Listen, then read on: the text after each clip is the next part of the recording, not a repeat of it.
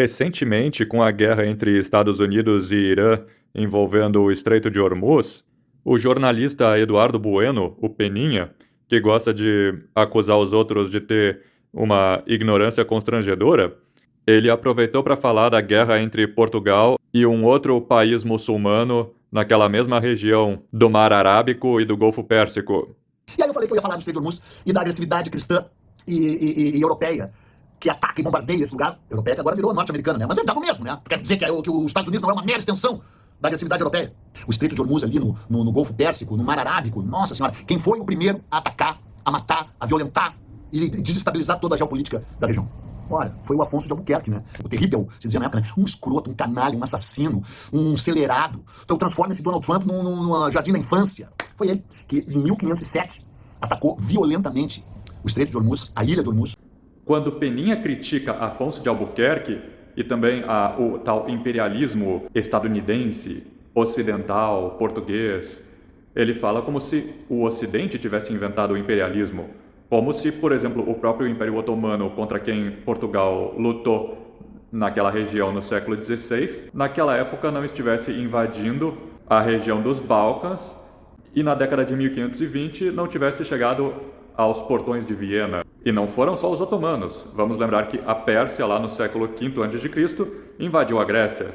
Cartago, na África, cruzou Gibraltar e os Alpes para invadir o Império Romano na Península Itálica. E o Califado Omíada, no século VIII, também atravessou Gibraltar para invadir a Península Ibérica. Ou seja, a Europa, ela também foi vítima de invasões da Ásia e da África. E não vamos nos esquecer da invasão mongol, que tomou quase toda a Ásia e chegou até a Ucrânia, já na Europa. Aí vem o Peninha e outros professores de história querer falar do imperialismo europeu, do Tratado de Berlim, do neocolonialismo, como se o imperialismo fosse uma invenção da Europa. Imperialismo existe desde que o mundo é mundo. Por exemplo, já lá em 2200 a.C., Sargão de Acádia tomava a Mesopotâmia dos Sumérios. A diferença é o legado que cada império deixa. O que o Império Mongol deixou? Agora, olha o legado do Império Romano, ou mesmo do Império Britânico, que acabou com a escravidão, com o Slave Trade Act de 1807 e o Slavery Abolition Act de 1833. E a partir do Bill Aberdeen, uma outra lei de 1845, os britânicos passaram a usar a sua marinha de guerra para capturar navios brasileiros e acabar com o tráfico negreiro. E com pressão econômica sobre o Império Brasileiro, eles também forçaram o Brasil a aprovar leis que coibissem o tráfico de escravos com a África. E no ano de 1831, eles aprovaram a Lei Feijó, que acabou não funcionando e ficou conhecida como a Lei para Inglês Ver. E se até hoje, quase 200 anos depois, nós ainda usamos essa expressão, para inglês ver, é por causa da pressão britânica para acabar com o tráfico de escravos. E quem mais lutou contra o fim do tráfico de escravos foram justamente os africanos que lucravam vendendo os escravos que eles capturavam das vizinhanças, que eles guerreavam contra eles, dominavam, escravizavam e vendiam, fosse para os árabes ou para os europeus.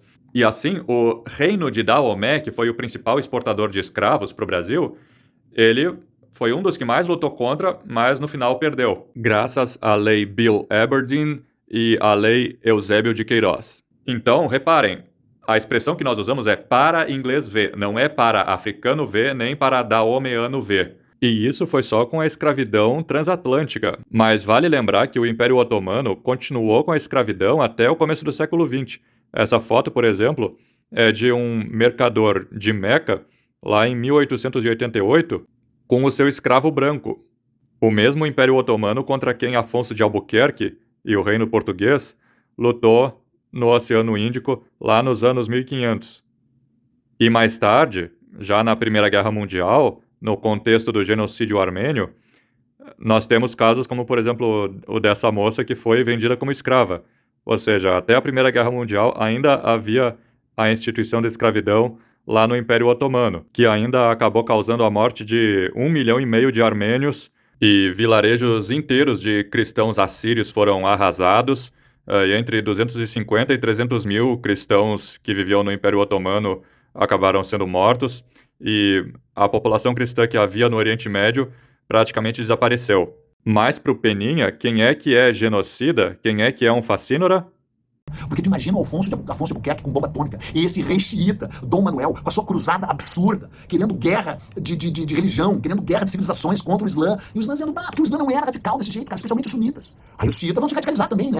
Ah, sim, claro, porque afinal o Islã sempre foi tão pacífico, não é verdade? A expansão que eles fizeram por toda a Península Arábica e depois pela região da Mesopotâmia, da Pérsia, do Levante, e da atual Turquia, e da região ali da Ásia Central, dos Estões, e também de todo o norte da África e da Península Ibérica, foi tudo, assim, a expansão muçulmana certamente foi só pela evangelização, não é? Não foi assim uma conquista militar, política, de governo? Ah, não, peraí. Na verdade, foi sim uma conquista militar de um governo, no caso, o Califado Rashidun, o primeiro califado de toda a história muçulmana, também conhecido como Califado Ortodoxo. Entre as várias guerras que eles travaram, pode-se listar a Guerra Rida, que foi a que se conquistou toda a Península Arábica, também a conquista da Pérsia, a conquista do Levante e do Egito, tomada do Império Bizantino, e também a primeira fitna que aconteceu em que o Ali, após o assassinato do terceiro governante do Califado Ortodoxo, ele se tornou o quarto califa, e assim, em seguida, começou a Guerra Civil, em que os Omíadas, que era uma família importante lá daquela região, eles começaram uma guerra civil contra o Ali e 5 anos depois o derrotaram. E assim acabou a primeira fitna, que também acabou com o Califado Rashidun, ou Califado Ortodoxo, e deu início ao Califado Omíada, que continuou com as suas conquistas imperialistas, colonialistas, se expandiu para o oeste até tomar a região do atual Marrocos, atravessou Gibraltar e conquistou quase toda a Península Ibérica, com batalhas como, por exemplo, a Batalha de Guadalete.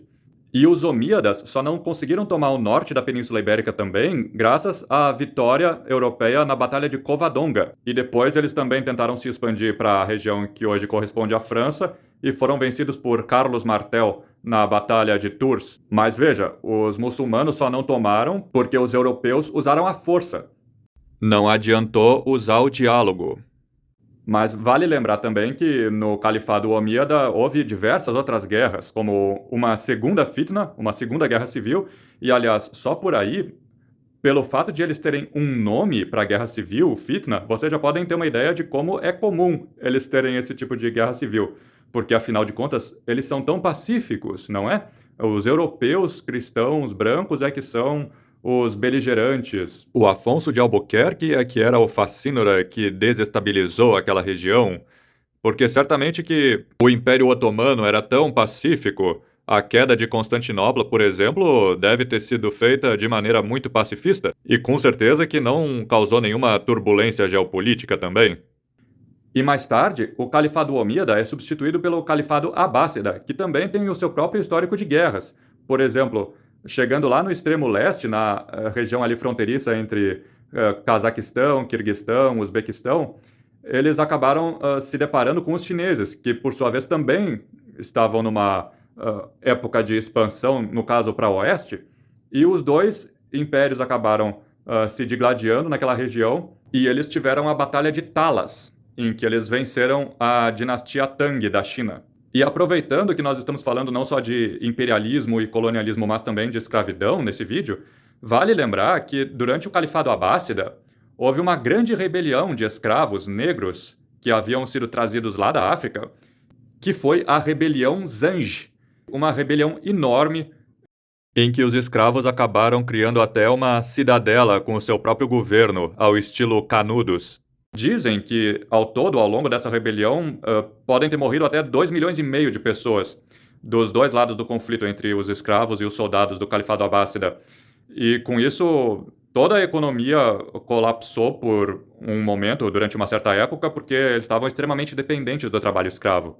Mas hoje parece haver um senso comum de que a Europa, os Estados Unidos, o Ocidente em geral, que é imperialista, colonialista, escravocrata e gosta de começar guerras e interferir nos outros lugares, como se os diversos califados muçulmanos da história e as diferentes dinastias chinesas e o atual regime comunista chinês também não tivessem a sua própria história de imperialismo e colonialismo. Até mesmo o Papa Leão XIV, que me parece uma pessoa muito bem intencionada, ele parece querer o melhor para todo mundo, mas ele, tendo passado vários anos no Peru, ele parece também ter absorvido essa ideia de que tudo é culpa dos Estados Unidos e da Europa Ocidental, com essa retórica de neocolonialismo e da teologia da libertação.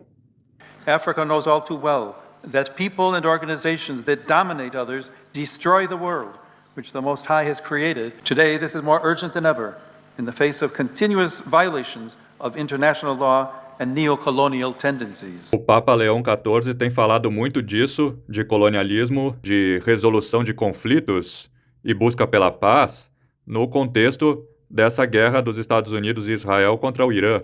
O Papa procura ser uma pessoa bastante razoável. Agora, como é que você pode exigir diálogo por parte do Ocidente com um regime como o iraniano, que é capaz de matar 30 mil manifestantes em uma semana, um regime que faz isso com a sua própria população? O que essa ditadura teocrática não é capaz de fazer com a população de outros países? Uma guerra que seja rápida e focada em destruir a Guarda Revolucionária Iraniana é o melhor que se pode esperar para libertar o próprio povo iraniano desse regime teocrático.